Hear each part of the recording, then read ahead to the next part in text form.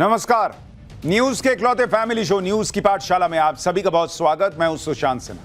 ये वो पाठशाला जहां सबकी क्लास लगती है। और सबसे पहले रोज की तरह आपको बता दूं कि कौन कौन सा चैप्टर खोल रहा हूं। भन्नाए ट्रंप का नया वार, राहुल बने हथियार, लेकिन पीएम मोदी का मैसेज क्लियर है बॉस, भारत झुकेगा नहीं। ट्रंप ने 25% टैरिफ लगाया, मोदी के नए भारत ने ऐसा सुनाया कि दिमाग सही हो जाएगा भाई का। भारत की रॉकेट इकोनॉमी को मरा हुआ बताने वाले ट्रंप और राहुल की किस किस ने क्लास लगा दी, आज आपको दिखाऊंगा। भारत में महंगाई बढ़ जाएगी, नौकरी जाएगी या उल्टा अमेरिका रोएगा, मोदी ट्रंप के 25% टैरिफ वाले युद्ध का पूरा गणित आज आपको समझाऊंगा। इसके अलावा कल अमित शाह बोले, आज मालेगांव ब्लास्ट केस में कोर्ट के फैसले ने भी साबित कर दिया हिंदू आतंकी नहीं हो सकता। मालेगांव ब्लास्ट केस में प्रज्ञा ठाकुर, कर्नल पुरोहित समेत 7 आरोपी बरी कैसे हुए, कोर्ट में केस कैसे पलट गया, आज आपको बताऊंगा। कांग्रेस के भगवा आतंकवाद और हिंदू आतंकवाद के फर्जी नैरेटिव का पलीता कैसे लगा, देखिएगा तो शॉक्ड रह जाइएगा। इसके अलावा पाकिस्तानी मुनीर का डबल संकट, चीन उधार छोड़ेगा नहीं, ट्रंप ने कह दिया अमेरिका तेल निकालेगा। अमेरिका के तलवे चाटते भिखारी पाकिस्तान ने क्या कर दिया कि चीन दौड़ा देगा, आज आपको यह भी बताऊंगा। लेकिन पहले दिन भर की बड़ी खबरों का रिवीजन, उसके बाद पहला चैप्टर।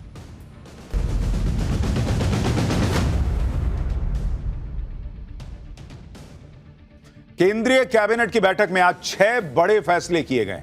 कैबिनेट ने प्रधानमंत्री कृषि संपदा योजना के लिए 6,520 करोड़ रुपए आवंटित किए, जबकि नेशनल कोऑपरेटिव डेवलपमेंट कॉर्पोरेशन का बजट 2,000 करोड़ रुपए बढ़ाया गया है। वहीं रेलवे की 4 मल्टी ट्रैकिंग परियोजनाओं को मंजूरी दी गई है, जिससे रेलवे नेटवर्क को 574 किलोमीटर बढ़ाया जाएगा।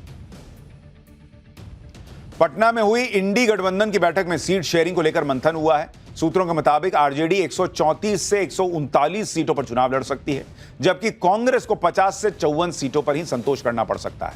2020 के विधानसभा चुनाव में आरजेडी 144 सीटों पर और कांग्रेस 70 सीटों पर चुनाव लड़ी थी। उत्तर प्रदेश के कन्नौज में निर्माणाधीन पुलिस चौकी पर आज बुलडोजर एक्शन हो गया। प्रशासन की टीम बुलडोजर लेकर पहुंची और पुलिस चौकी के निर्माण को गिरा दिया। बताया जा रहा है कि राजस्व विभाग ने पट्टा निरस्त करते हुए किसान की जमीन को पुलिस विभाग को आवंटित कर दिया था, जिसके बाद किसान ने हाईकोर्ट में अपील की। हाईकोर्ट ने चौकी निर्माण को अवैध करार देते हुए इसे गिराने का आदेश दिया था। कर्नाटक के कोलार में महिला की ब्लड रिपोर्ट में चौंकाने वाला खुलासा हुआ है। इस महिला में दुनिया का पहला अनोखा CRIB एंटीजन ब्लड ग्रुप पाया गया है। यह ब्लड ग्रुप अब तक दुनिया में कहीं भी नहीं देखा गया था। बताया जा रहा है कि कार्डियक अरेस्ट के बाद महिला को अस्पताल में भर्ती कराया गया था, जहां ब्लड ग्रुप की जांच में अनोखा ब्लड ग्रुप सामने आया है। लगातार हो रही बारिश के बाद राजस्थान और मध्य प्रदेश के कई जिलों में बाढ़ आ गई है। चंबल नदी खतरे के निशान से 12 मीटर ऊपर बह रही है। राजस्थान के 16 जिलों में बाढ़ का अलर्ट है, जबकि MP के 13 जिलों में बाढ़ जैसे हालात हैं। वहीं दिल्ली, NCR सहित उत्तराखंड और हिमाचल प्रदेश में भारी बारिश का अलर्ट जारी किया गया है। अमेरिका के कैलिफोर्निया में आज अमेरिकन नेवी का एक F-35C फाइटर जेट क्रैश हो गया। जमीन पर गिरते ही विमान आग के गोले में तब्दील हो गया। हालांकि हादसे से पहले ही पायलट ने पैराशूट की मदद से कूदकर अपनी जान बचा ली। इस घटना से नौसेना बेस पर अफरा तफरी मच गई। अब हादसे के कारणों की जांच की जा रही है।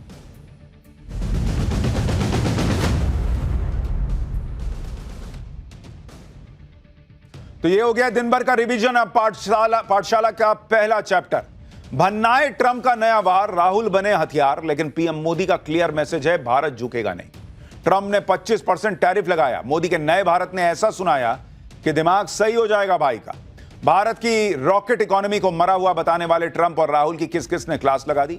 भारत में महंगाई बढ़ेगी, नौकरी जाएगी या उल्टा अमेरिका रोएगा, मोदी ट्रंप के 25% टैरिफ वाले युद्ध का पूरा गणित आज इस चैप्टर में खोल रहा हूं। नरेंद्र मोदी ने पिछले 11 साल में देश में इंफ्रास्ट्रक्चर से लेकर कई मोर्चों पर जबरदस्त काम किया है, लेकिन 2 मोर्चे ऐसे हैं जिसमें दूर दूर तक कोई कंपैरिजन में भी नहीं दिखता। एक तो है जिस तरह से नरेंद्र मोदी ने सेना को ताकतवर बनाया, और दूसरा अर्थव्यवस्था को रॉकेट बनाया। यूपीए राज में जिस सेना के पास गोला बारूद नहीं होता था, बुलेट प्रूफ जैकेट तक नहीं होती थी, वही सेना नरेंद्र मोदी के राज में मिसाइलें मार मारकर पाकिस्तान का धुआं छुड़ा देती। छुड़ा तब भी दे सकती थी, लेकिन उनको सशक्त बनाने वाला नेतृत्व नहीं था। यूपीए राज में जो अर्थव्यवस्था दुनिया के पीछे पीछे चलती थी, वो अर्थव्यवस्था नरेंद्र मोदी के राज में दुनिया में सबसे तेजी से बढ़ रही है। और नरेंद्र मोदी के दुश्मन जानते हैं कि अगर मोदी को घिरना है, बढ़ते भारत को रोकना है, तो इन्हीं 2 मजबूत मोर्चों पर अटैक करो।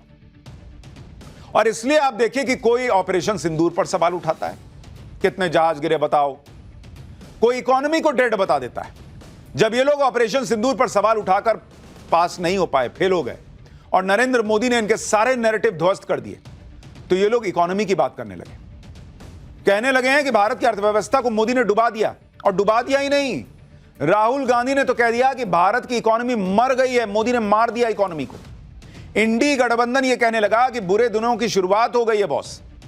मतलब पूरा माहौल अब यह बना दिया गया कि मोदी ने तो सब बर्बाद कर दिया।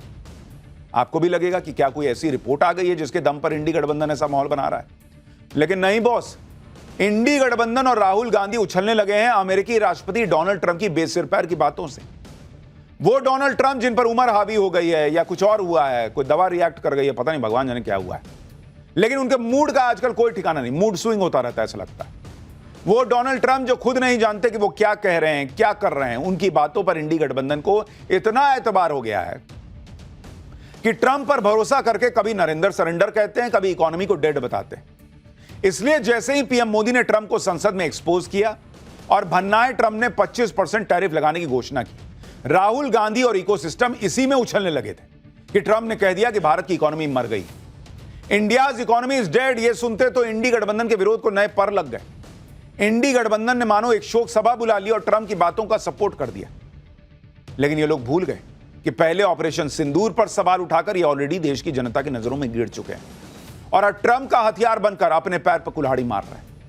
दूसरी तरफ नरेंद्र मोदी हैं, जिन्होंने भारत को आज वो बना रखा है जिसका एक ही डायलॉग है, फ्लावर समझा क्या, फायर है। आज का अपना भारत फायर है बॉस। और राहुल गांधी जैसे लोगों को यह नहीं समझ आता तो यह उनका दुर्भाग्य है, इस देश का नहीं। जिस देश ने सिर्फ एक सरनेम लगा लेने भर से उनके पूरे खानदान को न जाने क्या क्या नहीं दिया, आज वही लोग इस देश की रॉकेट बनी इकोनॉमी को डेड बताने वालों के साथ खड़े होकर ताली बजा रहे हैं। उनको नहीं दिख रहा है कि ये ट्रंप जो है वो देश के साथ खिलाफ बोल रहा है। गजब है बॉस। लेकिन मोदी कैसे ट्रंप की दोस्ती को भारत के हितों के बीच नहीं आने दे रहे? क्यों ट्रंप भन्नाए बैठे हैं? आगे क्या होगा? क्या भारत में महंगाई बढ़ेगी, नौकरियां जाएंगी, या मोदी ट्रंप के अमेरिका का बुखार छुड़ा देंगे? क्या ट्रंप का यह कदम चीन, रूस और भारत को और करीब ले आएगा? आज ये सब आपको बताऊंगा। लेकिन पहले जो बवाल आज दिन भर हुआ है उसका ट्रेलर तो देखिए।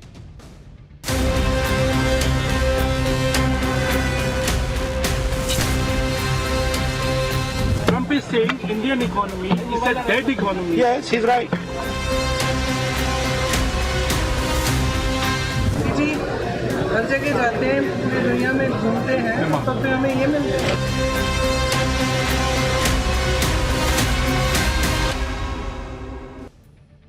सबसे पहले तो यह जान लीजिए कि ट्रंप ने भारत की इकोनॉमी को लेकर ऐसा क्या कहा कि देश में बवाल मच गया। कल ट्रंप ने भारत पर 25% टैरिफ लगा दिया था, हमने आपको कल ही बताया। रूस से तेल खरीदने पर कह रहा है कि एक्स्ट्रा पेनल्टी लगा दूंगा। इसके बाद ट्रंप ने अपने सोशल मीडिया अकाउंट से एक पोस्ट किया जिसमें ट्रंप ने कहा कि उन्हें इस बात की परवाह नहीं कि भारत रूस के साथ क्या करता है, लेकिन वे दोनों मिलकर अपनी डेड इकोनॉमी को नीचे गिरा सकते हैं। उन्हें इस बात से कोई फर्क नहीं पड़ता। तो फर्क नहीं पड़ता तो ट्वीट काहे कर रहे हो भाई? ट्वीटर से पता चल रहा है कि कितना फर्क पड़ रहा है कि रूस मेरी सुन नहीं रहा, भारत मेरे सामने झुकने वाला नहीं है। भाई को आग लगी है और इस पोस्ट से ट्रंप की बौखलाहट साफ दिख रही है। वो इतना भड़के हुए हैं कि रूस और भारत की अर्थव्यवस्था को डेड इकोनॉमी कहने लगे। जैसे ही ट्रंप ने इंडियन इकोनॉमी को डेड कहा, वैसे ही राहुल गांधी बल्लियों उछलने लगे। राहुल गांधी ने सोशल मीडिया पर एक पोस्ट करते हुए लिख दिया कि भारतीय अर्थव्यवस्था मर चुकी है, मोदी ने इसे खत्म कर दिया है। अडानी मोदी साझेदारी, नोटबंदी और दोषपूर्ण जीएसटी, असफल असेंबल इन इंडिया, एमएसएमईज का सफाया, किसान कुचले गए। मोदी ने भारत के युवाओं का भविष्य बर्बाद कर दिया है क्योंकि नौकरियां नहीं। यानी ट्रंप की बातों को राहुल गांधी सही बताने में जुट गए। सुनिए क्या बोले। Trump is saying Indian economy is a dead economy. Yes, he's right. I mean, everybody knows this, except the Prime Minister and the Finance Minister. Everybody knows that the Indian economy is a dead economy. I'm glad that President Trump has stated a fact. What more do? Why are you asking this question? लेकिन 25% tariff लगाया, plus penalty भी लगा दिया। It is a dead economy. Are you people not aware of this? आपको ये मालूम नहीं है कि इंडियन इकोनॉमी डेड इकोनॉमी है? कोई कंफ्यूजन है आप में? पूरी दुनिया जानती है कि Indian economy is a dead economy और बीजेपी ने इकोनॉमी को खत्म कर दिया है। क्यों खत्म किया है? अदानी जी की मदद करने के लिए खत्म किया है। तो आप लोग हैरान क्यों लग रहे हो? राहुल गांधी कह रहे हैं कि दुनिया जानती है कि भारत डेड इकोनॉमी है। कह रहे हैं मुझे खुशी है कि ट्रंप ने यह कह दिया, यह फैक्ट कह दिया। राहुल गांधी इस देश के नागरिक है ना बॉस। ट्रंप इस देश के खिलाफ कुछ अनाप शनाप बोल रहा है, उनको खुशी हो रही है। इसी जिस इकोनॉमी को राहुल गांधी डेड इकोनॉमी बता रहे हैं, उससे इन्होंने कितने नोट छापे हैं अभी आपको आगे बताऊंगा। राहुल गांधी जिसे डेड इकोनॉमी बता रहे हैं भारत की इकोनॉमी को, उसी dead economy, so called dead economy से अभी अभी ब्रिटेन ने आगे बढ़ के फ्री ट्रेड एग्रीमेंट किया है। डेड इकोनॉमी से कोई एग्रीमेंट करता है? और भारत डेड इकोनॉमी है तो राहुल गांधी को बोलना चाहिए था ट्रंप से घूम के कि तुम क्या बोलते हो जी, डेड है तो तुम हमसे समझौता करने के लिए इतना मरे क्यों जा रहे हो? डेड है ना इकोनॉमी ट्रंप के हिसाब से, तो काहे हमसे बात करने के लिए अलबलाए हुए हैं? डेड से क्या बात करनी, जाओ फिर। सोचिए ये लोग नरेंद्र मोदी के विरोध में हदें पार करते जा रहे हैं। मतलब आप सोचिएगा कि अच्छा ऑपरेशन सिंदूर पे सवाल उठा दिए, अब इससे क्या ही अलग कर लेंगे। ऑपरेशन महादेव के नाम पे हंगामा कर दिया, अब इससे ज्यादा क्या ही कर लेंगे। ये लोग का कोई लिमिट नहीं है बॉस, कुछ भी कर सकते हैं। अगर कोई भारत के बारे में उल्टा सीधा बोल रहा है तो ये लोग उसको भी सही बताने में लग गए। और स्पेशली राहुल गांधी, इनके कांग्रेस के लोग इनका विरोध कर रहे हैं, इनसे अलग बोल रहे हैं। यही राहुल गांधी संसद में मोदी को चैलेंज दे रहे थे कि कह दो ट्रंप झूठा है। यही राहुल गांधी 2 दिन में यह भी कह रहे हैं कि ट्रंप सही बोल रहा है।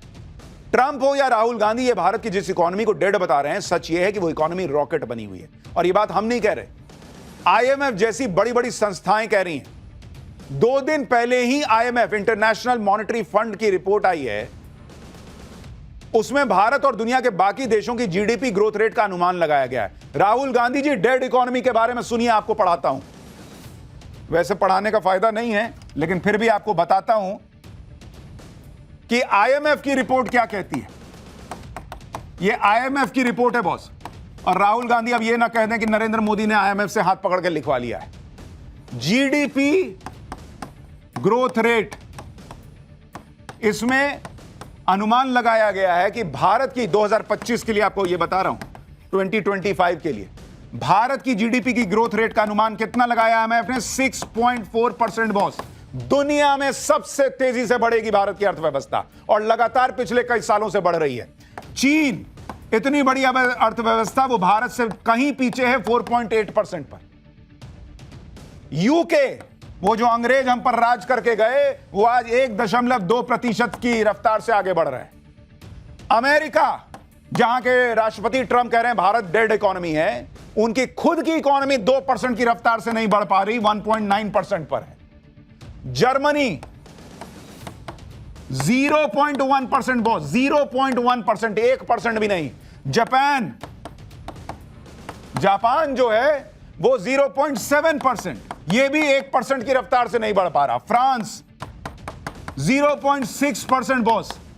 ऐसे में जब बड़ी बड़ी इकोनॉमीज जो हैं 1% की रफ्तार से नहीं बढ़ पा रही, भारत की इकोनॉमी 6.4% की रफ्तार से बढ़ रही है और राहुल गांधी को डेड इकोनॉमी दिखती है।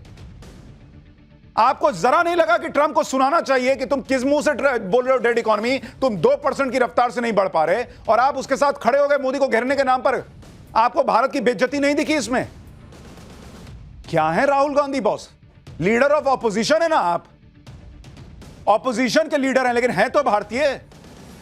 अगर भारत की इकोनॉमी डेड इकोनॉमी होती तो दुनिया में सबसे तेज रफ्तार से बढ़ रही होती क्या? लेकिन ट्रंप ने कह दिया, राहुल गांधी खुश, इंडी गठबंधन एकदम पत्थर की लकीर मान लिया। ट्रंप तो गजब बोल दिए। अपने देश की बेइज्जती नहीं दिखी आपको? ट्रंप की भारत विरोधी बातों को लेकर इंडी गठबंधन यहां माहौल बनाने लग गया। राहुल गांधी से लेकर अखिलेश यादव सब लग गए भाई लाइन में। सुनिए अखिलेश यादव को। जो सरकार लगातार पिछले 11 वर्षों से दोस्ती के बाद दोस्ती, और कितनी दोस्ती बढ़ाई कि आज हमें क्या दिन देखने को पड़ रहे हैं। ये शुरुआत है बुरे दिनों की, क्योंकि इस देश के नौजवानों को नौकरी चाहिए, रोजगार चाहिए। अर्थव्यवस्था बेहतर होगी तो रोजगार, नौकरियां मिलेंगी। आप देखिए ना, ट्रेड डेफिसिट चीन से क्या है। आप दूसरे देशों के मुल्कों का हिसाब किताब लगाइए, आपके अपने लोगों की क्वालिटी ऑफ लाइफ बेहतर नहीं है। हर साल लाखों लाखों लोग भारत छोड़ के जा रहे हैं। तो अगर अमेरिका ये बात कह रहा है तो अमेरिका किसी आधार पे तो कह रहा होगा। इनको अमेरिका का आधार दिख रहा है, बड़ी बड़ी एजेंसीज, और सिर्फ आईएमएफ की बात नहीं है बॉस। अभी कुछ दिन पहले वर्ल्ड बैंक ने कहा है कि भारत की इकोनॉमी रॉकेट बनी रहेगी। किसी एजेंसी की बात कर लीजिए बॉस, हर एजेंसी एक नाम बोलती है, नंबर 1 पे कौन इकोनॉमी बढ़ेगी? भारत। कोई दूसरा नाम ही नहीं है लिस्ट में। और ये लोग डेड इकोनॉमी बता रहे हैं भारत को, जरा सा भी नहीं। और कह रहे हैं दोस्ती क्या है, ट्रंप और मोदी की दोस्ती क्या है? अरे आपकी इंडिया अलायंस में अपनी दोस्ती सीट शेयरिंग पे नहीं चलती, वहां कोहनी मार देते हैं एक दूसरे को। अखिलेश यादव कांग्रेस को सीट देने को तैयार नहीं होते यूपी के अंदर, कांग्रेस इनको मध्य प्रदेश में सीट देने को तैयार नहीं होती, दिल्ली में आम आदमी पार्टी और कांग्रेस का गठबंधन नहीं हो पाता, वहां इनकी दोस्ती नहीं चलती है। जबकि नरेंद्र मोदी के नाम पे पूरा इंडिया अलायंस बनाए हुए हैं, वहां इनकी दोस्ती 2 मिनट नहीं टिकती। और ये सोच रहे हैं कि नरेंद्र मोदी और ट्रंप की दोस्ती हो गई तो मोदी ट्रंप की दोस्ती में भारत का हित छोड़ दें और ट्रंप जो है वो अपने यहां का मामला छोड़ देंगे। क्या बात करते हैं बॉस? ट्रंप की बातों का कोई आधार नहीं होता, यह हाल के दिनों में दिखा है। जो मन में आता है ट्रंप वही आजकल बोलने लग गए। लेकिन ट्रंप को हमारे यहां इंडी गठबंधन आजकल अपना भगवान बनाए बैठा है। इंडी गठबंधन राहुल गांधी, अखिलेश यादव और डोनाल्ड ट्रंप भारत की जिस इकोनॉमी के बारे में उल्टा सीधा बोल रहे हैं, भारत की भी इकोनॉमी नरेंद्र मोदी ने कैसे चमका कर रख दी, आज मैं आपको याद दिलाता हूं बॉस। साल 2015 में भारत की अर्थव्यवस्था 2.1 ट्रिलियन डॉलर की थी। साल 2025 में यह बढ़कर 4.3 ट्रिलियन डॉलर जा पहुंची है, यानी 105% का जंप है बॉस। डेड इकोनॉमी में जंप आता है। मैन्युफैक्चरिंग सेक्टर में भारत ने तूफान मचाया हुआ है। दिसंबर 2024 में global purchasing manager index for manufacturing के मुताबिक भारत का मैन्युफैक्चरिंग इंडेक्स 56.4 पॉइंट पर है। इस इंडेक्स के 50 पॉइंट से ज्यादा होने का मतलब है कि वो देश मैन्युफैक्चरिंग सेक्टर के दायरे को लगातार बढ़ा रहा है। जबकि चीन तक का मैन्युफैक्चरिंग इंडेक्स 50.5 है, अमेरिका का तो 48.3 है। इटली, जर्मनी, फ्रांस जैसे बड़े देशों का मैन्युफैक्चरिंग इंडेक्स 50 से कम है, भारत 50 से कहीं आगे बैठा हुआ है। यह डेड इकोनॉमी में होता है क्या? इनकम इक्वालिटी के फील्ड में भी अगर आप दुनिया से भारत की तुलना करेंगे तो भारत में इनकम इक्वालिटी G20 और G7 देशों से बेहतर है। इनकम इक्वालिटी इंडेक्स में भारत का स्कोर 25.5 है, कम स्कोर, यानी इनकम इक्वालिटी बेहतर। जबकि इस इंडेक्स में अमेरिका का स्कोर 41.8 है, चीन का स्कोर 35.7 है। ये डेड इकोनॉमी के संकेत हैं क्या? भारत का तो जलवा ऐसा है कि आज की डेट में हर देश भारत के साथ ट्रेड करना चाहता है, व्यापार करना चाहता है। सबको लगता है कि अगर भारत का साथ नहीं मिला तो उनकी इकोनॉमी डूब जाएगी। इसलिए आपको देखना चाहिए कि ट्रंप जिस तरह की हरकतें भारत के खिलाफ कर रहे हैं, उससे ट्रंप खुद अमेरिका को डुबा देंगे बॉस। और इसके बारे में मैं आपको आगे विस्तार से बताऊंगा कि ट्रंप जो ये पैर पटक रहे हैं, वो पैर अपना कुल्हाड़ी पे पटक रहे हैं, उन्हीं को जो जख्म होगा। लेकिन आप ये भी देख लीजिए कि कल जब ट्रंप ने भारत पर टैरिफ लगाने का ऐलान किया तो कई लोग कह रहे थे कि आज शेयर मार्केट में तूफान आ जाएगा, शेयर मार्केट 2-4 हजार पॉइंट तो गिरेगा ही। लेकिन भारत के शेयर मार्केट ने भी ट्रंप के टैरिफ का कोई लोड नहीं लिया। भारत के शेयर मार्केट को भी समझ में आ गया है कि ट्रंप की बात की कोई वैल्यू नहीं है, कि उन्होंने डेड इकोनॉमी कह दिया, शेयर बाजार धड़ से गिर गया। शेयर मार्केट जो है वो राहुल गांधी नहीं है।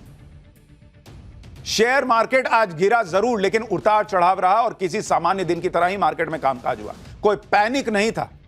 आज जो बॉम्बे स्टॉक एक्सचेंज है उसका सेंसेक्स करीब 300 पॉइंट 0.36% की गिरावट के साथ बंद हुआ।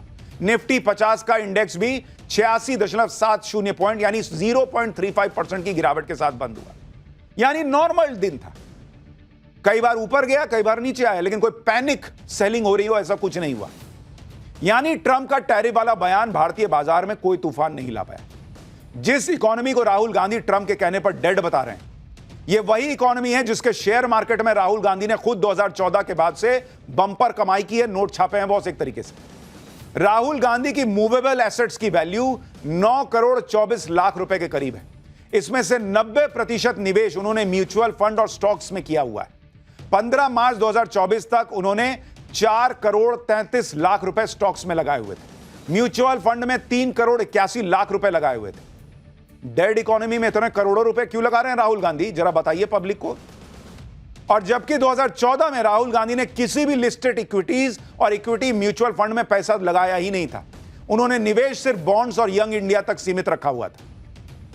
खुद शेयर मार्केट में नोट छाप रहे हैं, बढ़िया प्रॉफिट कमा रहे हैं, और अपने देश की इकोनॉमी को डेड बोलने वाले के साथ मिलकर हा हा हा कर रहे हैं कि वाह मजा आ गया भाई। उनको जरा नहीं लगता कि ये मोदी के खिलाफ नहीं बोल रहा है ट्रंप, ये देश के खिलाफ बोल रहा है। आप ये भी देखिए कि पीएम मोदी के प्रधानमंत्री बनने के बाद से ही राहुल गांधी ने कैसे भारतीय बाजार में अपना निवेश कई गुना बढ़ा दिया। भारतीय मार्केट में राहुल गांधी का जरा निवेश देखिए, मैं आपको बताता हूं, जिसे डेड इकोनॉमी बता रहे हैं। राहुल गांधी का निवेश ये आपको बता रहा हूं, भारतीय मार्केट में कितना उन्होंने निवेश किया हुआ है राहुल गांधी ने। कोई जाके पूछे, इसमें बॉन्ड्स हैं, डिबेंचर्स हैं, शेयर्स हैं। 2014 में उनका निवेश कितना था राहुल गांधी का? 83 लाख प्लस, इतना का निवेश उन्होंने शेयर मार्केट में किया हुआ था। 2019 में यह निवेश बढ़कर हो गया 5 करोड़ रुपया। ये देखिए बॉस, ये दुनिया में मिसाल होगी, कोई डेड इकोनॉमी जहां 83 लाख रुपया से निवेश बढ़ाकर कोई 5 करोड़ रुपया कर दे। डेड इकोनॉमी में पैसा लगा रहे हैं। और 2024 में यह बढ़कर 8 करोड़ रुपया हो गया। वाह, गजब डेड इकोनॉमी है बॉस, गजब।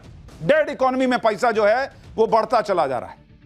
एक और आंकड़ा आपको दिखाता हूं, आप चौंक जाएंगे। पिछले 5 महीने में राहुल गांधी ने शेयर बाजार में निवेश के जरिए जो मुनाफा कमाया है, 5 महीने में मुनाफा राहुल गांधी का,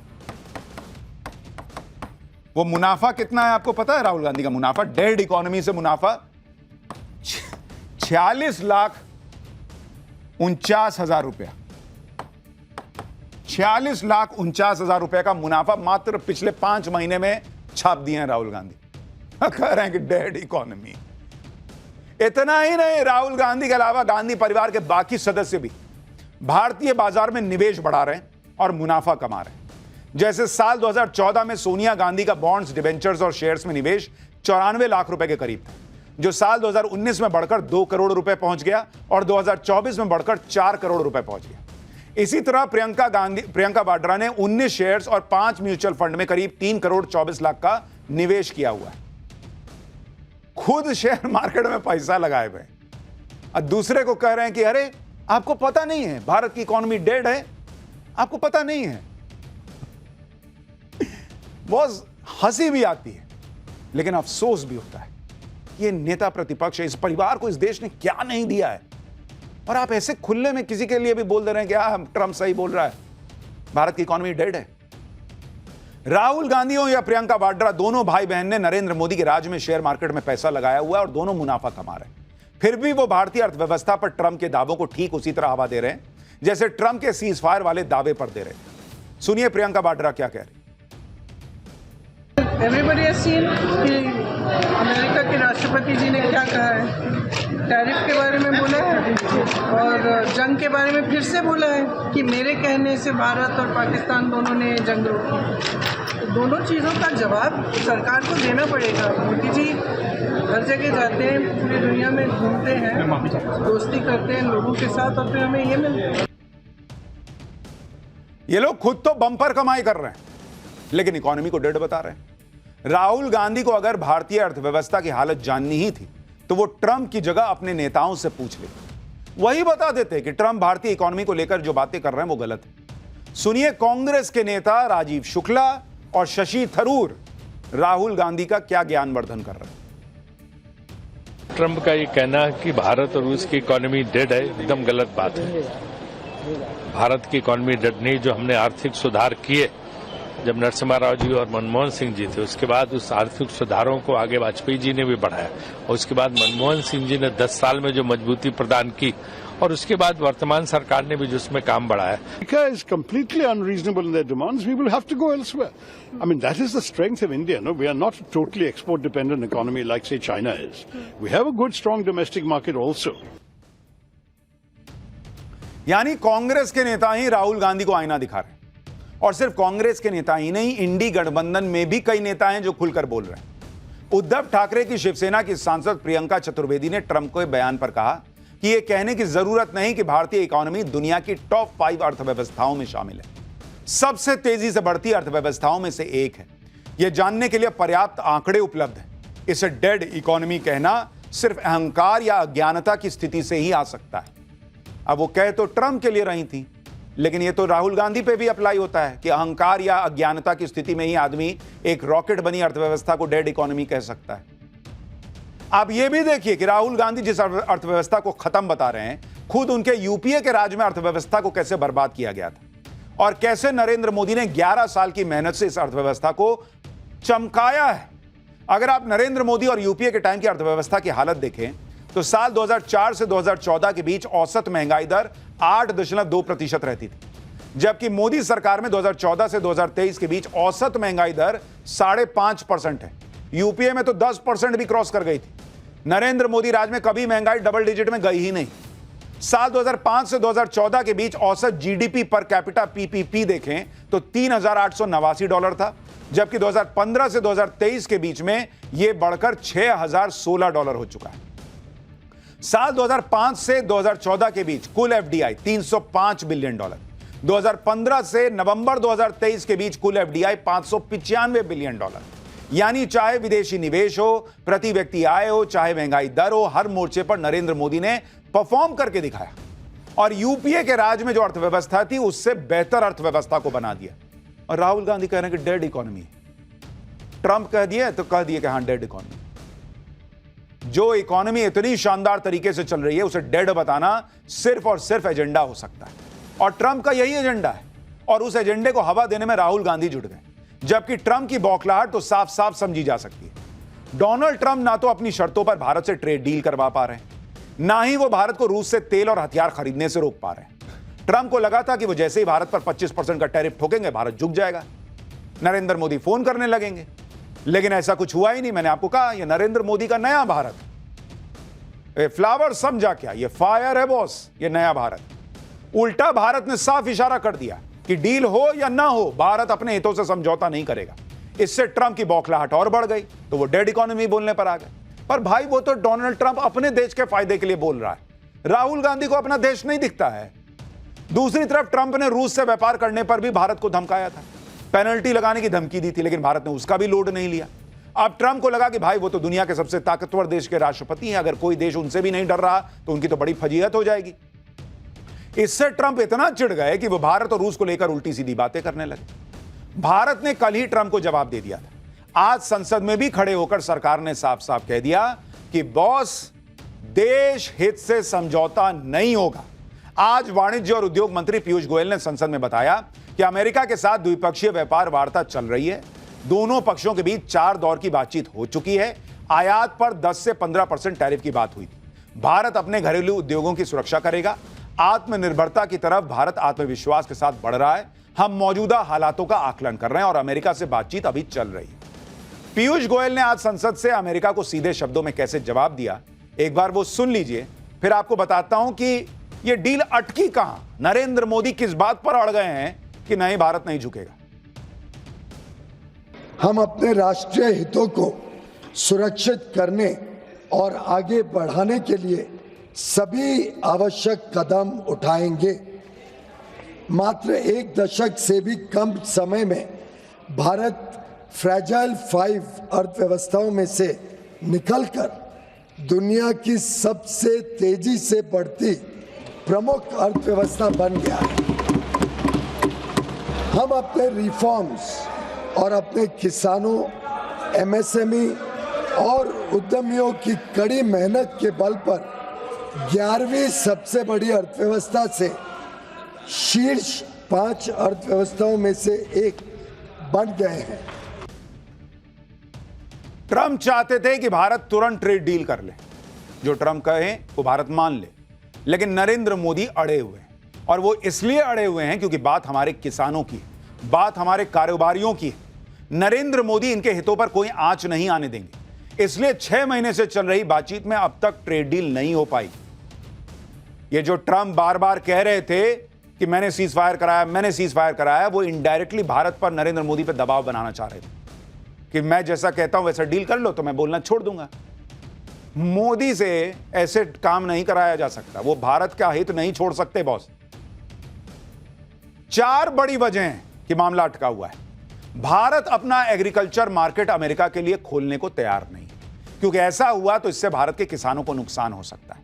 यानी नरेंद्र मोदी इस देश के किसानों के लिए ट्रंप से भिड़े बैठे हैं और राहुल गांधी कह रहे हैं डेड इकोनॉमी। इसके अलावा डेयरी प्रोडक्ट्स और पशु फार्मिंग के बाजार को भारत नहीं खोलना चाहता, क्योंकि इस सेक्टर पर भारत में करोड़ों लोगों की जीविका आश्रित है। यानी ऐसे जो छोटे उद्योग हैं उनके लिए नरेंद्र मोदी ट्रंप से, दुनिया के सबसे शक्तिशाली देश से भिड़ रहे हैं और राहुल गांधी कहते हैं डेड इकोनॉमी। भारत रूस से तेल खरीदने की बात पर भी अड़ा हुआ है, क्योंकि भारत को रूस से सस्ता तेल मिल रहा है और इससे भारत तेल की महंगाई को रोक रहा है। भारत अपनी micro, small and medium enterprises यानी एमएसएमई के बिजनेस में भी अमेरिका की एंट्री नहीं चाहता, क्योंकि इससे छोटे कारोबारियों को बहुत बड़ा नुकसान हो जाएगा। भारत यह भी चाहता है कि अमेरिका भारतीय उत्पादों पर अन्य एशियाई देशों की तुलना में कम टैरिफ लगाए, ताकि भारत को एडवांटेज मिले और भारतीय उत्पाद की ज्यादा खपत हो। यानी नरेंद्र मोदी इंडिया फर्स्ट की लड़ाई लड़ रहे हैं और राहुल गांधी उसमें साथ देने के बजाय डेड इकोनॉमी बता रहे हैं भारत की।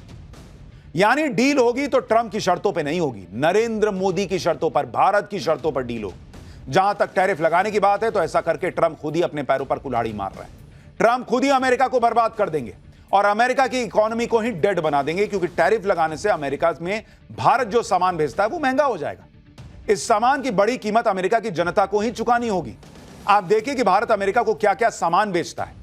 2024 के दौरान भारत से अमेरिका एक्सपोर्ट किए गए प्रोडक्ट्स की अगर लिस्ट देखें तो 70,947 करोड़ रुपए के फार्मास्यूटिकल प्रोडक्ट्स गए, 56,933 करोड़ रुपए के टेलीकॉम प्रोडक्ट्स गए, 46,422 करोड़ रुपए के जेम्स और ज्वेलरी यानी कीमती पत्थर गए, 35,036 करोड़ रुपए के पेट्रोलियम प्रोडक्ट गए, 24,525 करोड़ रुपए के ऑटो पार्ट्स, 28,028 करोड़ रुपए का सोना और मेटल की ज्वेलरी, 24,525 करोड़ रुपए के रेडीमेड गारमेंट, 24,525 करोड़ रुपए के लोहे और स्टील से बना सामान। अमेरिका में यह सारा सामान अब महंगा होने वाला है, तो वहां ऑलरेडी महंगाई ज्यादा है, इकोनॉमी धीमे धीमे घोंगे की स्पीड से रगड़ रगड़ के बढ़ रही है, और तुम अपनी पब्लिक पे डाल दोगे कि भारत से जो सस्ता सामान आता है उसको तुम महंगा खरीदो। पब्लिक आप ही को गाली देगी ट्रंप साहब। ट्रंप के टैरिफ लगाने से अमेरिका में रहने वाले लोग ही परेशान हो जाएंगे। अमेरिका में इलाज महंगा हो जाएगा, इलाज में देरी होगी। आप सुनिए, चैंबर ऑफ कॉमर्स से जुड़े chairman of medical tourism Dilip Kumar खुद बता रहे हैं कि अमेरिका को उल्टा पड़ जाएगा यह मामला। Especially the medical equipments, pharmaceuticals and disposables are mostly coming from the India, because whatever the market of America is dependent upon the Indian and China. If he is trying to impose, if it is 100 rupees cost is there, which is exporting to the US, it is costing 125 rupees, with which the cost of the treatment in America is increasing, the cost of the treatment procedure is also getting delayed, and the import of America is also charging more, with which what usually happens in his country people are affected rather than India, whereas India is not going to impact, because we are going to by route, we are going to export to the European countries, we can export to the African countries.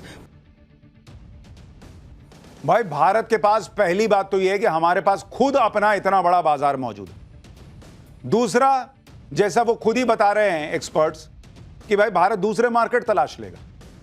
तीसरी बात, मैंने आपको पहले ही बताया था कि नरेंद्र मोदी को पता था कि ट्रंप जो है इस दूसरे कार्यकाल में बहुत सनकी टाइप बिहेव कर रहे हैं, तो उन्होंने यूरोपीय यूनियन वगैरह वाला रास्ता ऑलरेडी तभी से तैयार करना शुरू कर दिया, और इसलिए भारत लोड नहीं ले रहा। लोड ट्रंप को लेना चाहिए बॉस, क्योंकि भारत से सस्ता सामान वहां पहुंचता है। भारत रूस से संबंधों को लेकर ट्रंप की धमकियों का लोड भारत नहीं ले रहा। आज ही भारत में रूस के राजदूत अलीपोव ने कहा है कि दोनों देशों के आर्थिक संबंधों को लेकर इसी साल शिखर सम्मेलन होना है, जिसमें शामिल होने के लिए राष्ट्रपति पुतिन भारत आ सकते हैं। उन्होंने कहा, हम भारत के साथ वित्तीय संबंधों को और मजबूत कर रहे हैं। दोनों देशों के रिश्ते व्यापार से कहीं आगे तक फैले हैं। दोनों देश पेमेंट सिस्टम और बैंकिंग इंफ्रा को आसान बना रहे हैं। इसका उद्देश्य वित्तीय लेन देन के लिए बाधा मुक्त वातावरण बनाना है।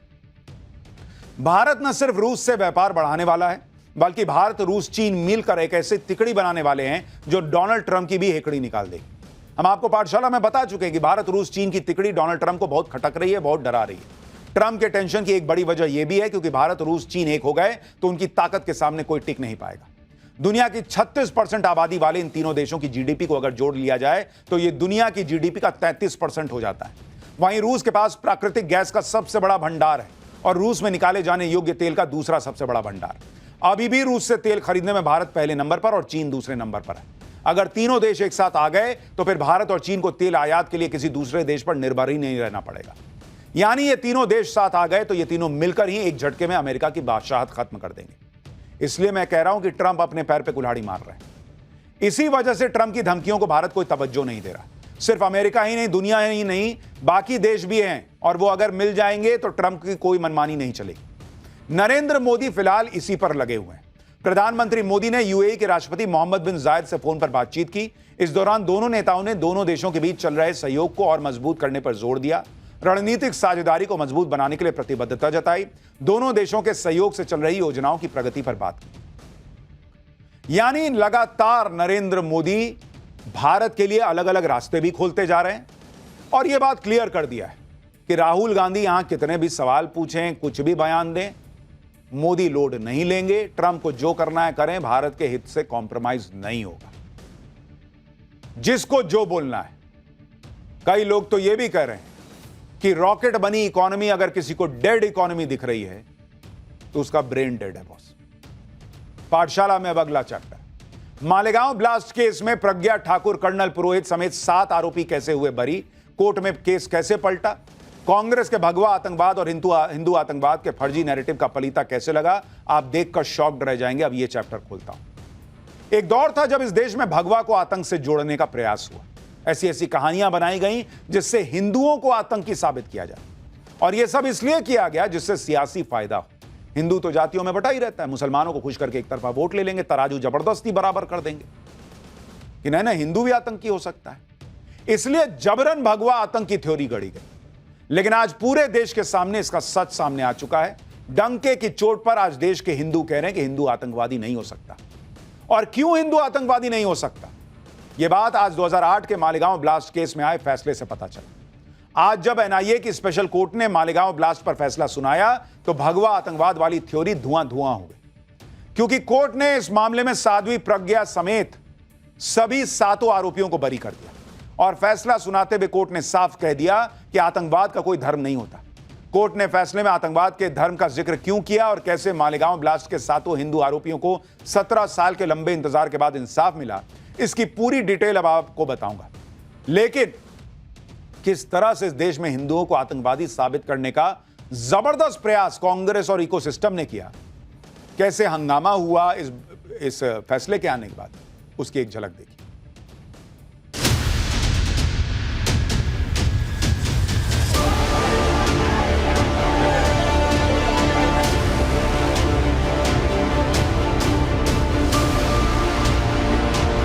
चिदम्बरम, दिग्विजय सिंह, राहुल गांधी उसको सत्यापित कर रहे थे।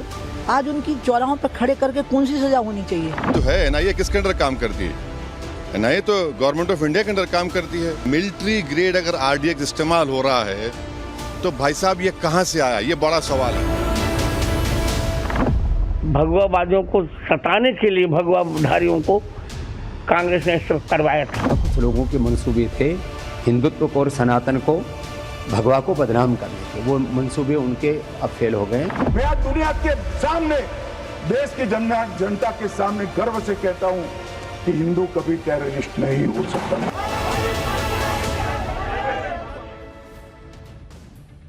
बरसों से हिंदुओं के खिलाफ जो साजिश रची जा रही, आज मुंबई में एनआईए के स्पेशल कोर्ट के फैसले ने उस साजिश को नाकाम कर दिया। भगवा आतंकवाद का जो गुब्बारा फुलाने की कोशिश हो रही थी कि भरो हवा, हिंदू टेररिस्ट हो सकता है, साबित कर दो, उस गुब्बारे में आज कोर्ट के फैसले ने पिन मार के पूरी हवा निकाल दी। क्योंकि कोर्ट ने साल 2008 के मालेगांव ब्लास्ट केस से जुड़े सभी 7 आरोपियों को बरी कर दिया। सभी आरोपी आज फैसला सुनने के लिए कोर्ट पहुंचे। यह तस्वीर ठीक उस वक्त की है जब कोर्ट ने 17 साल पुराने इस केस में फैसला सुनाया।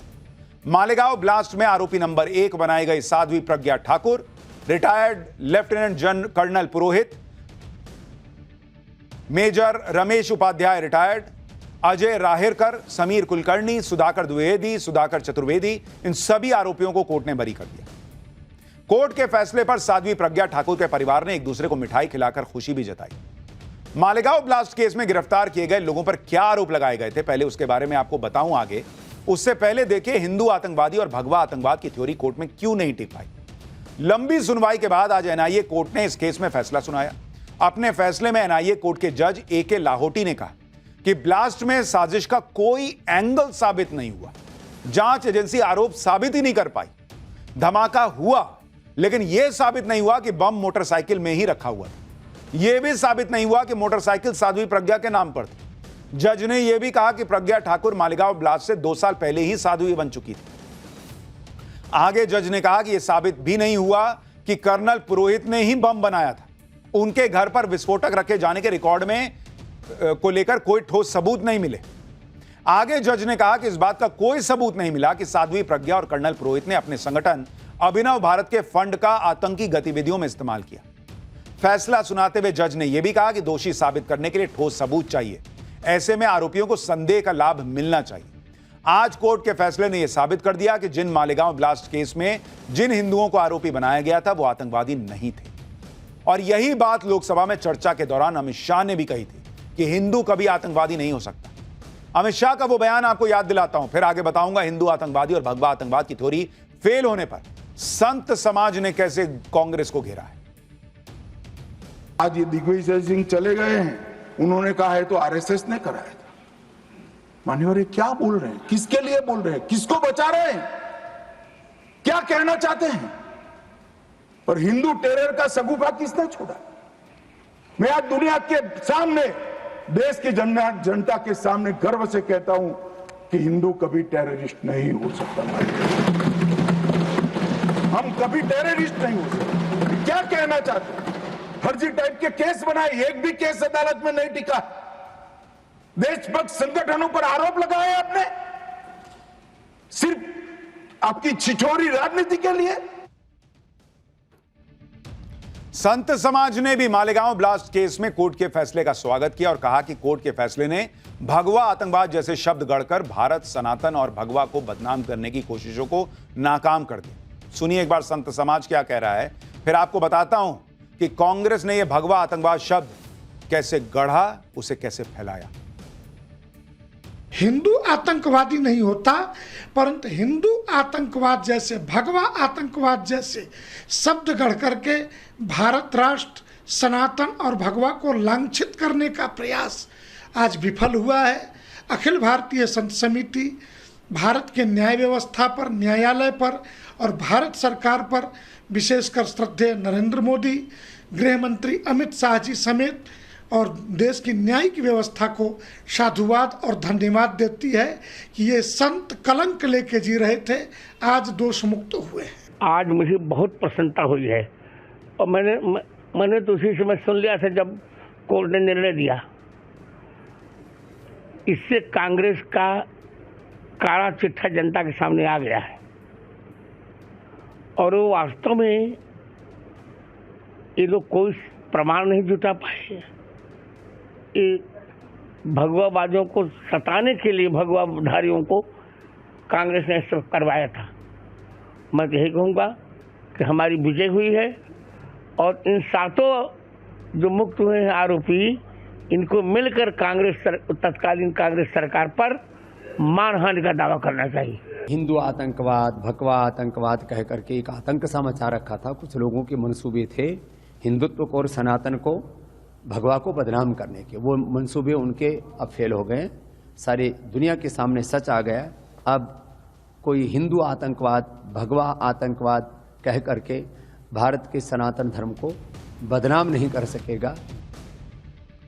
कांग्रेस ने यह भगवा आतंकवाद शब्द कैसे फैलाया था उसे भी याद करना जरूरी है।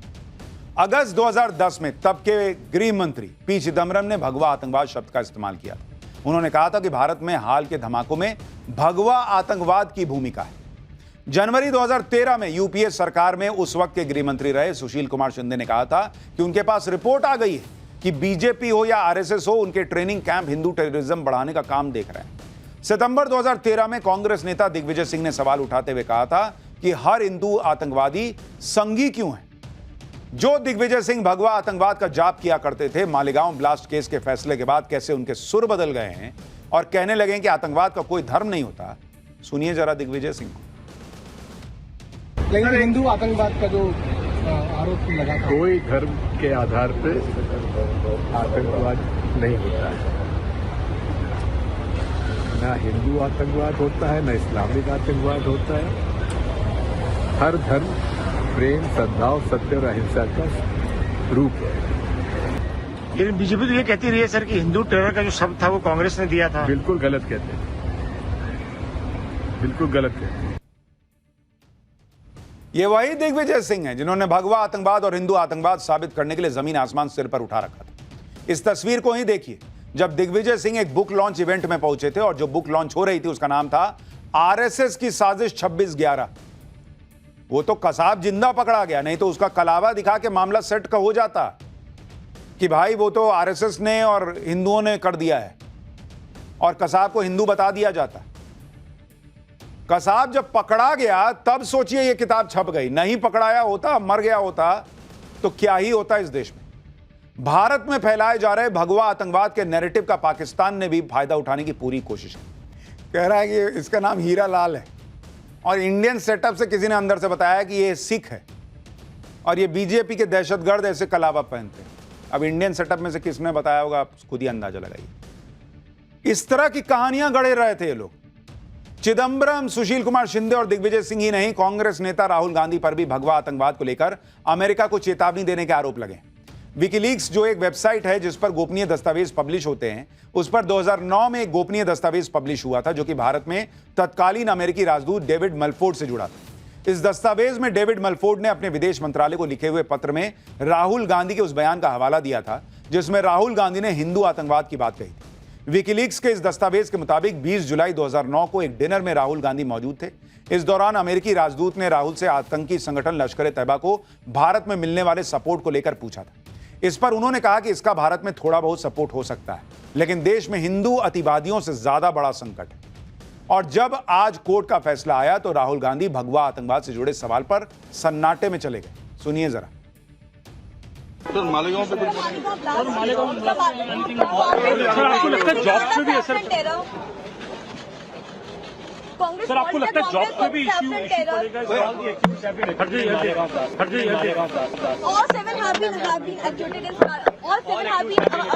Look, please don't, sister, please don't try and digress the issue. The main issue sitting in front of India today is that the government has destroyed our economic policy. ये जो बोले नरेंद्र मोदी को वो शब्द बोलना होगा। फरमाइशी गीतमाला चलती है। इनसे पत्रकार पूछ रहे हैं कि आज मालेगांव ब्लास्ट पे फैसला आया है, आपके जमाने में आरोप लगा था भगवा आतंकवाद का, बोलिए। तो कह रहे हैं आप लोग मुद्दा भटका रहे। अच्छा, ये लोग आज चुप हैं क्योंकि इन्हीं के दौर में भगवा आतंकवाद की थ्योरी को सही साबित करने के लिए पूरी ताकत झोंक दी गई थी और इसकी गवाही मालेगांव ब्लास्ट केस में आरोपी बनाए गए कर्नल पुरोहित ने खुद दी है। कर्नल पुरोहित ने दावा किया था कि उन्हें 29 अक्टूबर 2008 को गिरफ्तार कर लिया गया था, लेकिन एटीएस ने उनकी गिरफ्तारी को दिखाया ही नहीं। कर्नल पुरोहित के मुताबिक गिरफ्तारी के बाद उन्हें पूछताछ के बहाने खंडाला के एक अलग बंगले में ले जाया गया। कोर्ट में जमा किए गए लिखित बयान में कर्नल पुरोहित ने दावा किया था कि एटीएस के अधिकारियों ने उन्हें बम ब्लास्ट की जिम्मेदारी लेने के लिए इतना टॉर्चर किया कि उनका दाहिना घुटना टूट गया था। कर्नल पुरोहित ने यह भी दावा किया कि एटीएस के अधिकारी अवैध रूप से की गई पूछताछ में आरएसएस, विश्व हिंदू परिषद के सदस्यों और गोरखपुर के तब के सांसद योगी आदित्यनाथ का नाम लेने का दबाव डाल रहे थे। आगे कर्नल पुरोहित ने दावा किया कि सेना में उनके सीनियर अधिकारी ने धोखा देकर उनसे एटीएस को सौंप दिया और उनके साथ ऐसा सलूक किया गया जो किसी जानवर के साथ भी नहीं होता हो। इस तरह से जबरदस्ती जानवरों जैसा व्यवहार करके कबूलनामा लेने का प्रयास होता है, हिंदू आतंकवाद, भगवा आतंकवाद का नैरेटिव गढ़ने का प्रयास होता है। और आज कहा जाता है कि ना आप मुद्दे से मत भटकाइए, देश सब देख रहा है बॉस। खैर, पाठशाला में अगली क्लास जिसमें आपको बताता हूं कि पाकिस्तानी मुनीर का डबल संकट, चीन उधार छोड़ेगा नहीं, ट्रंप ने कह दिया अमेरिका तेल निकालेगा। अमेरिका के तलवे चाटते भिखारी पाकिस्तान ने क्या कर दिया कि चीन दौड़ा देगा, अब आपको यह बताता हूं। जब से अमेरिकी राष्ट्रपति ट्रंप ने पाकिस्तान के साथ डील का ऐलान किया है, पाकिस्तान तो हवा में उड़ रहा है। ट्रंप ने कहा है कि अमेरिका ने पाकिस्तान के साथ एक डील फाइनल कर ली है। डील में अमेरिका और पाकिस्तान मिलकर पाकिस्तान के विशाल तेल भंडारों का विकास करेंगे। ट्रंप का बड़बोलापन देखिए कि उन्होंने यह तक कह दिया कि शायद एक दिन पाकिस्तान भारत को तेल बेचेगा। अरे जो पाकिस्तान खुद का अपना देश दुनिया को बेच आया भीख मांगने के चक्कर में, वो भारत को क्या तेल बेचेगा। अब पाकिस्तान उछल रहा है कि देखो अमेरिका से डील कर ली। पाकिस्तान को यह समझ ही नहीं आया कि इस डील के बाद अमेरिका पाकिस्तान में तेल निकाल पाए या न निकाल पाए। पाकिस्तान का तेल निकल जाएगा जरूर। पाकिस्तान अब कैसे दो सुपर पावर अमेरिका और चीन के बीच ट्रेड वॉर का अखाड़ा बन जाएगा, चीन और अमेरिका से कैसे पाकिस्तान को डबल करंट लगने वाला है, आज आपको बताऊंगा। यह भी बताऊंगा कि तेल के बहाने ट्रंप की नजर पाकिस्तान के कौन से खजाने पर है, क्योंकि पाकिस्तान के लोग ही पूछ रहे हैं कि वो कौन से तेल भंडार हैं जिनके बारे में पाकिस्तानियों को ही नहीं पता और ट्रंप कह रहे हैं कि हम वो तेल निकाल लेंगे। पाकिस्तानी कह रहे हैं भाई कि हमारे यहां तेल है, हमको ही नहीं पता है। ये ट्रंप कौन सा तेल निकालने वाला है? तेल के नाम पर ट्रंप ने पाकिस्तान के साथ कैसा खेल कर दिया है कि चीन पाकिस्तान को दौड़ा देगा। पाकिस्तान के लोगों का यह सोच सोचकर भेजा फ्राई हो रहा है कि पाकिस्तान के पास तेल का खजाना आ कहां से गया भाई, जिसके लिए ट्रंप कह रहे हैं कि हम तेल निकाल लेंगे। पाकिस्तानी सोशल मीडिया अकाउंट पर इसको लेकर मजे लिए जा रहे हैं। आप देखिए कि सोशल मीडिया पर लोग तेल की बड़ी बड़ी कढ़ाइयों और पतीलों के वीडियो डाल रहे हैं और उन्हें पाकिस्तान के ऑयल रिजर्व बता रहे हैं कि यही तेल निकालेगा क्या ट्रंप। लोग बड़े बड़े तवों पर अंडा फ्राई करते हुए तस्वीरें पोस्ट कर रहे हैं और ट्रंप को टैग करके लिख रहे हैं कि पाकिस्तान में मिले ऑयल रिजर्व की तस्वीरें देख लो। पाकिस्तान में यह तस्वीर भी वायरल हो रही है जिसमें बड़े बड़े कड़ाहों में तेल में डूबा खाना भरा हुआ है और इसे पाकिस्तान का ऑयल रिजर्व बताया जा रहा है। ऑयल डील की खबर आते ही पाकिस्तान में इमरान खान का पुराना बयान भी बड़ा वायरल हो रहा है, जिसमें वो दावा कर रहे हैं कि पाकिस्तान को इतना तेल मिला है कि 50 साल पाकिस्तान को तेल नहीं खरीदना पड़ेगा। इमरान ने कहा था कि लोग पानी का कुआं खोद रहे हैं, उसमें से गैस निकल रही है। भाई मैं आपको बताऊं, कुआं खोद रहे हैं, गैस निकल रही है। इससे तेल नहीं निकलता, इससे गैस नहीं निकलती भाई, कि ऊपरे ऊपरे खोदे और गैस निकल गई। ट्रंप ने लग रहा है यही वाला बयान सुन लिया 2018 का इमरान खान का। हालांकि इमरान खान का, पाकिस्तानियों का और ट्रंप का जो ये लेवल है ना, वो मैच हो रहा है। बहुत बढ़िया जमेगा इन लोगों का। जब एक बहुत बड़ा तेल का भंडार मिलने का दावा एक कंपनी ने किया था, तब पाकिस्तान सरकार ने यह दावा ठोक दिया था कि कराची के पास समुद्र में बड़ा तेल भंडार खोज लिया गया है। पाकिस्तान तो यह भी दावा कर रहा था कि यह दुनिया का चौथा सबसे बड़ा तेल भंडार है। पाकिस्तान का दावा था कि 3 साल तक खोज के बाद यह तेल का भंडार मिला है 2018 में, लेकिन मई 2019 में इस दावे की हवा निकल गई थी। पाकिस्तानी मीडिया में इसको लेकर खबरें भी चली थी और पाकिस्तान की खूब फजीहत हुई थी। यानी जिस देश में इमरान खान के मुताबिक कुआं खोदने पे गैस निकल जा रही थी, वहां 14 अरब डॉलर की खुदाई के बाद कुछ नहीं निकला। चीन को भी समझ में आ रहा है कि ट्रंप ने भले ही पाकिस्तान से तेल का समझौता किया हो, लेकिन अमेरिका की नजर बलूचिस्तान में मौजूद बेशकीमती खनिजों पर है, ताकि वो चीन के एकाधिकार को तोड़ पाए। क्योंकि अभी चीन के पास दुनिया का सबसे बड़ा रेयर अर्थ भंडार है। चीन अभी फिलहाल 69% रेयर अर्थ मिनरल कंट्रोल करता है। चीन 70% रेयर अर्थ एलिमेंट्स का खनन और 90% एलिमेंट्स की रिफाइनिंग करता है। अमेरिका अपनी रेयर अर्थ मटेरियल्स की जरूरतों का एक बड़ा हिस्सा चीन से ही आयात करता है। चीन अपने रेयर अर्थ मटेरियल्स की मोनोपोली को अमेरिका के खिलाफ ट्रेड डील में हथियार बनाकर यूज करता रहा। इसलिए ट्रंप ने यूक्रेन के साथ भी रेयर अर्थ मटेरियल्स की डील करने की कोशिश की, लेकिन कामयाब नहीं हो पाई। इसलिए अब अमेरिका ने इसके लिए पाकिस्तान पर नजरें गड़ा दी और ट्रंप को लग रहा है कि हम ऐसा पाकिस्तान से दोस्ती की बात करेंगे, भारत को आग लग जाएगी, भारत जो है वो दौड़ा आएगा। भारत काहे के लिए दौड़ा आएगा? ट्रंप को समझ में नहीं आ रहा है कि भिखारी से दोस्ती किए हो पाकिस्तान से, तो भिखारी एक ही चीज दे सकता है, कटोरा। ले लो।